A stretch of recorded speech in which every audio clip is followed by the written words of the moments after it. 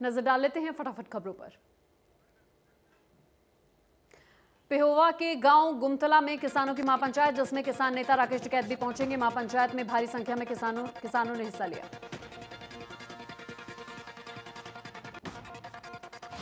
किसान नेता राकेश टिकैत के अलावा इस कार्यक्रम में हरियाणा और पंजाब के किसानों के अलग अलग जत्थेबंदियों के पदाधिकारी भी मौजूद रहे। महिलाओं ने भी बढ़ चढ़कर हिस्सा लिया।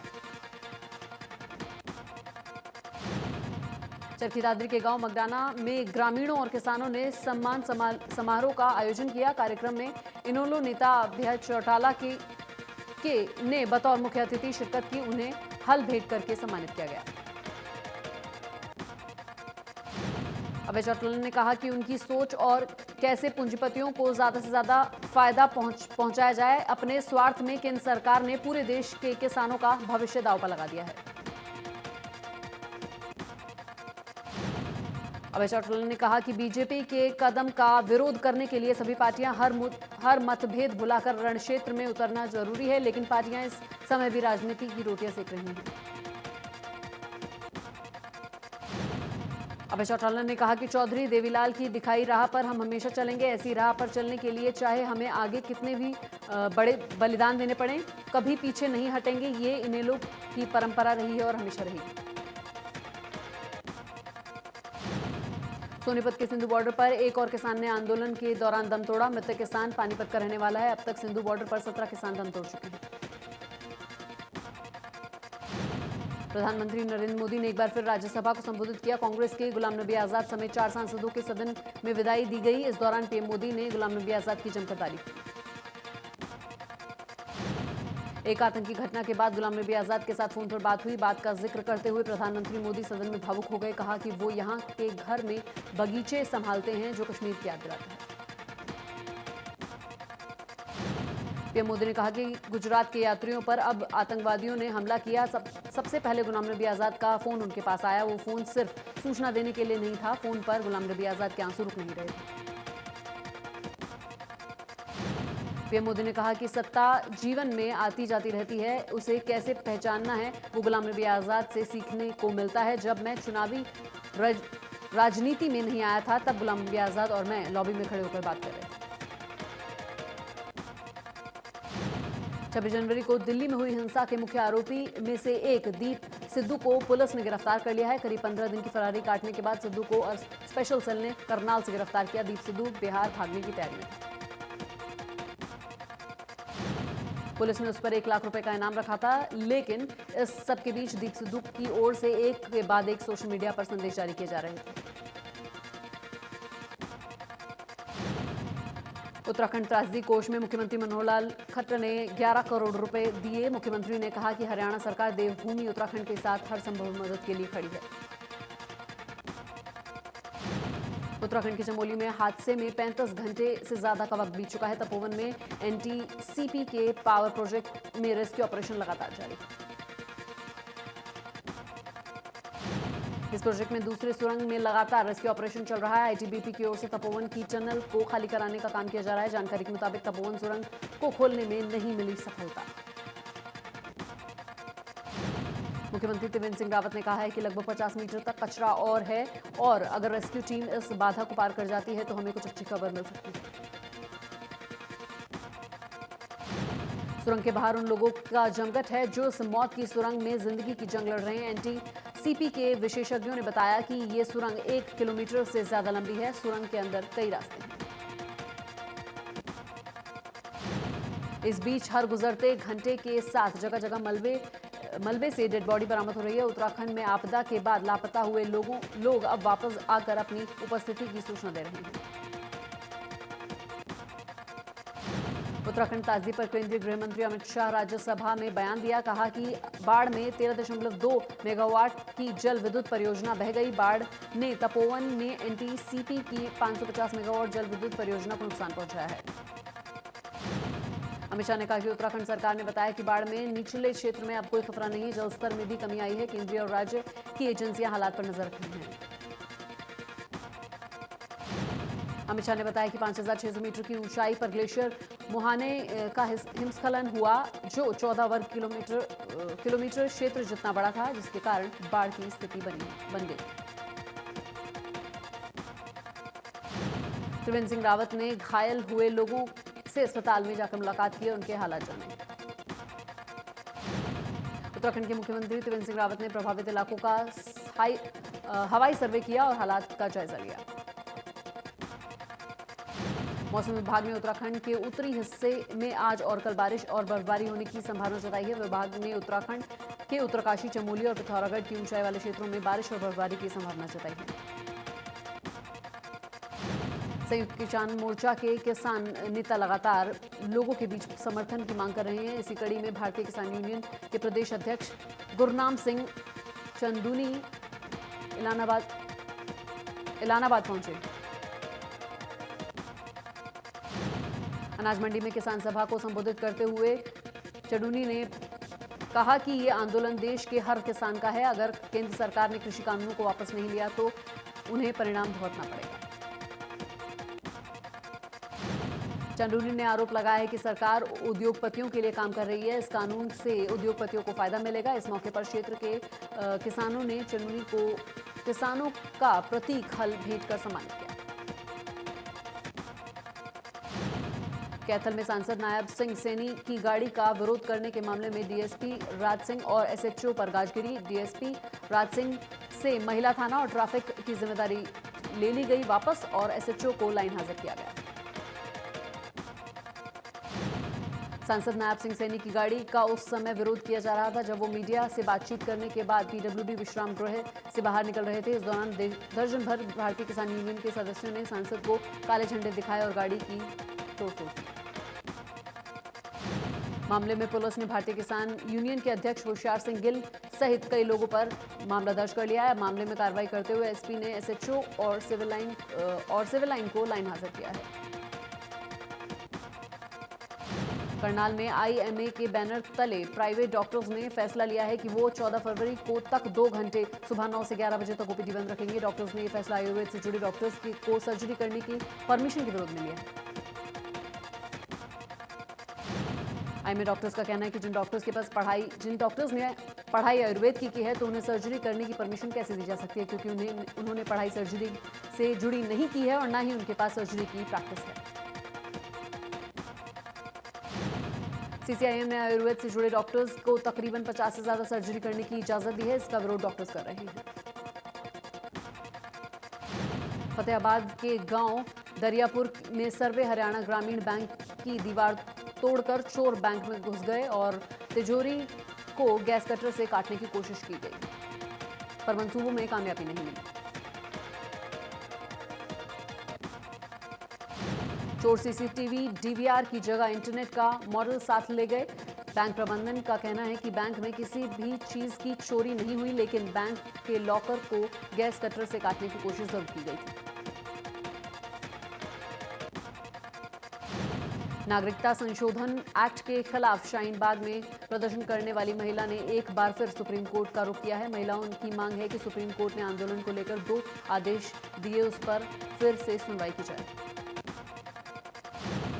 प्रदर्शनकारियों की मांग है कि यह सुनवाई किसान आंदोलन को लेकर दायर याचिकाओं के साथ ही होनी चाहिए। अक्टूबर 2020 में शाहीन बाग आंदोलन को लेकर सुप्रीम कोर्ट ने फैसले पर दायर की गई पुनर्विचार याचिका अभी पेंडिंग है। याचिकाकर्ता का कहना है कि शाहीन बाग मामले में अदालत की ओर से टिप्पणी की गई थी कि वो नागरिक के आंदोलन करने के अधिकार पर संशय व्यक्त करती है। 3 दिन शांति के बाद एक बार फिर तेल कंपनियों ने पेट्रोल और डीजल के दामों में भारी बढ़त की है। पेट्रोल और डीजल के दामों में 35 पैसे प्रति लीटर की बढ़त की गई। इस बढ़त के बाद दिल्ली में पेट्रोल की कीमत 87.30 रुपए और डीजल 77.48 रुपए प्रति लीटर हो गई है। इस तरह मुंबई में पेट्रोल 93.83 रुपए और डीजल 84.36 रुपए प्रति लीटर हो गया है। सरकार पेट्रोल और डीजल पर कोई राहत देने की तैयार नहीं है। बजट में पेट्रोल और डीजल के एग्री इन्फो सेस लगा दिया गया। फिलहाल अंतर्राष्ट्रीय बाजार में कच्चा तेल भी काफी मजबूत हो गया है। प्रधानमंत्री नरेंद्र मोदी ने अमेरिका के राष्ट्रपति जो बाइडेन से बात की। जो बाइडेन के राष्ट्रपति बनने के बाद पीएम मोदी के साथ यह उनकी पहली बातचीत।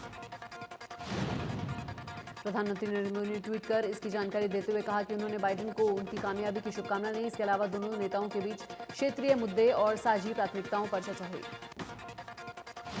पीएम मोदी ने कहा कि बातचीत के दौरान भारत और अमेरिका जलवायु परिवर्तन के मुद्दे पर आगे की सहयोग बढ़ाने और काम करने की पर सहमति बनी। वो और जो बाइडेन सामरिक साझेदारी बनाने पर राजी हुए हैं। प्रधानमंत्री मोदी और राष्ट्रपति जो बाइडेन की बातचीत पर व्हाइट हाउस की तरफ से बयान जारी कर बताया गया कि दोनों नेताओं के बीच दोनों देशों के बीच मजबूत संबंध स्थापित करने को लेकर चर्चा हुई। तो शाम में जो बुलेट बाइक से पटाखा बजाने वाले युवकों की तादाद बढ़ती जा रही है। बाजार हो या मेन रोड, जब बुलेट से पटाखे की आवाज निकलती है तो वहां गुजरने वाले लोग सहम जाते हैं। पुलिस ने बुलेट बाइक से पटाखे छोड़ने वालों के खिलाफ अभियान शुरू किया। अभियान के तहत थाना प्रभारी ने सख्ती दिखाते हुए 2 बुलेट मोटरसाइकिल काबू में लिए और 33 हजार रुपए का जुर्माना लिया। बजट के दिन से भारतीय शेयर बाजार में आई तेजी के बाद हर रोज उच्चतम स्तर का नया रिकॉर्ड बना रहा है। भारतीय शेयर बाजार अब दुनिया का 7वां सबसे बड़ा शेयर बाजार बन गया। बाजार में शानदार तेजी की वजह से सूचीबद्ध कंपनियों के मार्केट कैप में भी उछाल आया है। भारत शेयर बाजार के मार्केट कैप ने 3 स्थान पर उछाल लगाया। नारनौल की जिला घोषित करने की मांग को लेकर व्यापारियों ने दुकान बंद कर की। व्यापारियों ने बंद को लेकर पहले ऐलान किया था। अगर सरकार ने मांगों की ओर ध्यान नहीं दिया तो बाजार बंद रहेगा। देश व्यापार मंडल के जिला प्रधान ने कहा है कि नारनौल जिला मुख्यालय 400 साल से भी पुराना मुख्यालय है। इसे महेंद्रगढ़ की जगह नारनौल जिला घोषित किया जाए। इनेलो नेता अभय चौटाला जींद के मनोहरपुर गांव पहुंचे, जहां उन्होंने किसान जन जागरण अभियान में हिस्सा लिया। किसानों ने अभय चौटाला का जोरदार स्वागत किया। कोसली अस्पताल में कोरोना टेस्टिंग के लिए रैपिड किट न होने की वजह से पुलिस द्वारा पकड़े गए आरोपियों को 24 घंटे में न्यायालय में पेश किया जाएगा।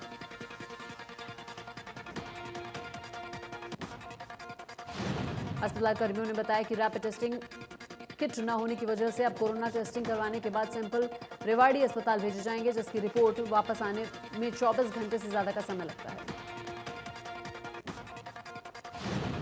सोनीपत के गांव बडोली में संविधान निर्माता अंबेडकर की प्रतिमा को खंडित करने का मामला सामने आया है, जहां पार्क में रखी हुई प्रतिमा को असामाजिक तत्वों ने तोड़ दिया।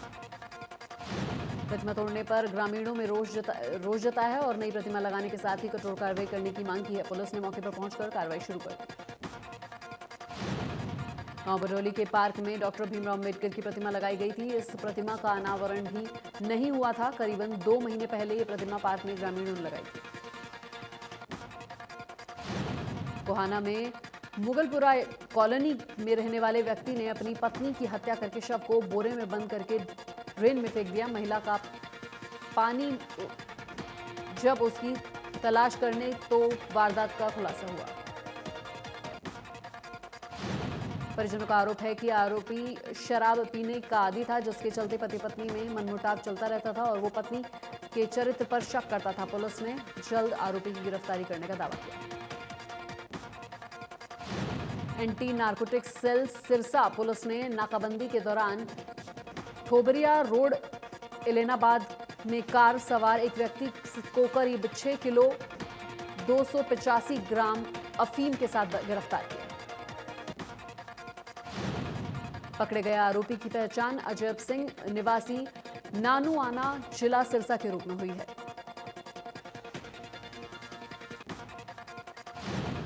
रादौर नगर पालिका की दुकानों का किराया अदा न करने पर 34 दुकानदारों के विरुद्ध नगर पालिका ने अब कोर्ट का दरवाजा खटखटाया। मामला कोर्ट में जाने के बाद दुकानदारों में हड़कंप मचा हुआ है।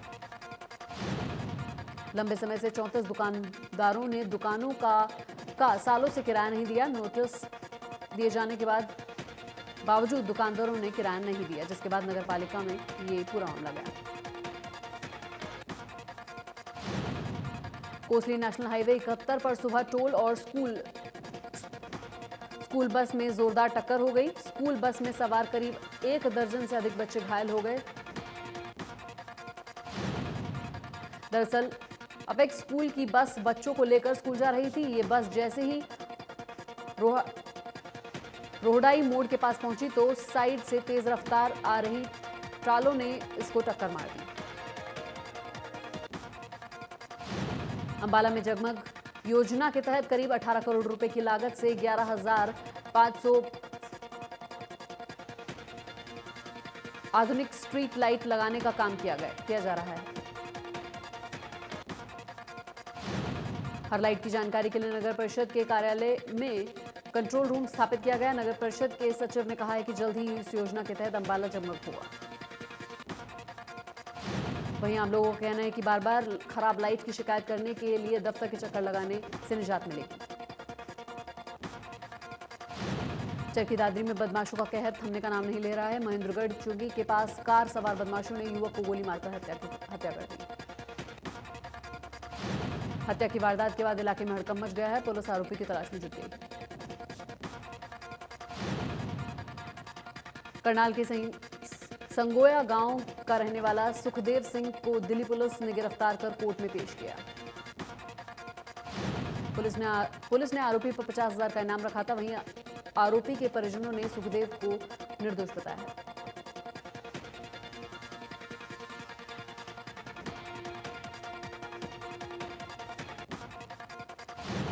कैथल में साइलेंसर की मार्फ पटाखे बजाने वाले बुलेट बाइक का पुलिस ने 33,500 रुपए का चालान किया है और ट्रैफिक नियमों का अवहेलना करने पर बाइक जब्त की।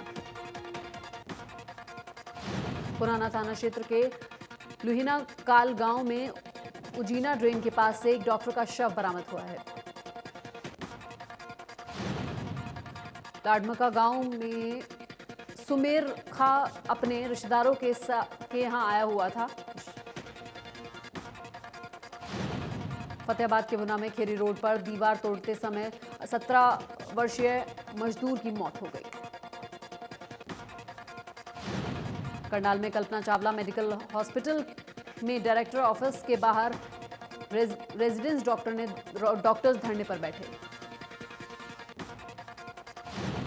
हांसी में निजी बस सर्विस के खिलाफ राजकीय महाविद्यालय के विद्यार्थियों ने हिसार चुंगी पर जाम लगाया। विद्यार्थियों ने कहा कि बस ड्राइवर उन्हें सिसाई पुल पर ही उतार देता है, जिसके कारण उन्हें कई किलोमीटर पैदल चलकर कॉलेज जाना पड़ता है। छात्रों ने बताया कि रोडवेज व निजी बसों का निर्धारित रूट कॉलेज के सामने से ही है, लेकिन बस ड्राइवर जानबूझकर पुल पर ही उन सभी को उतार देता है। सिरसा में सीआईए की टीम एक व्यक्ति को अवैध लोडेड पिस्टल सहित काबू किया। पकड़े गए आरोपी की पहचान पंजाब के मानसा निवासी के तौर पर हुई है। सीआईए थाना प्रभारी ने बताया कि पकड़ा गया आरोपी मोस्ट वांटेड की लिस्ट में शामिल था। सीआईए की इंस्पेक्टर की टीम ने एएसआई के नेतृत्व में नाइट डिमोशन अभियान के दौरान महाराणा प्रताप चौक में से जा रही थी कि इस दौरान संदिग्ध युवक को टीम ने देखा। अंबाला के सोमानिया मोहल्ला में बीती देर रात शॉर्ट सर्किट के कारण घर में अचानक आग लग गई। आग की वजह से घर में रखा करीब 1 लाख रुपए कैश और सोना खाक हो गया। नशे की रोकथाम की दवाई न मिलने से आहत लोगों ने नागरिकता अस्पताल में धरना शुरू कर दिया। धरनारत लोगों ने कहा कि उनके साथ ज्यादती हो रही है। करनाल में राष्ट्रीय गेहूं एवं जौ अनुसंधान संस्था का 7वां स्थापना दिवस मनाया जा रहा है।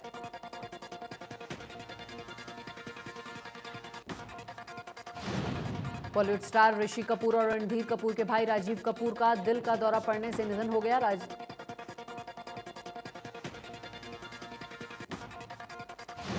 साल 1985 में रिलीज हुई फिल्म राम तेरी गंगा मैली में राजीव ने लीड रोल प्ले किया था। इंग्लैंड ने पहले क्रिकेट टेस्ट के 5वें और अंतिम दिन भारत को 227 रन से हराकर 4 मैचों की सीरीज में 1-0 से बढ़त बना ली। लीज ने 76 रन पर 4 विकेट और एंडरसन ने 17 रन पर 3 विकेट लिए। सार इंग्लैंड आईसीसी के विश्व टेस्ट चैंपियनशिप तालिका में टॉप पर पहुंच गया है। दूसरा टेस्ट भी इसी एमए चिदम्बरम स्टेडियम में 13 फरवरी को खेला जाएगा।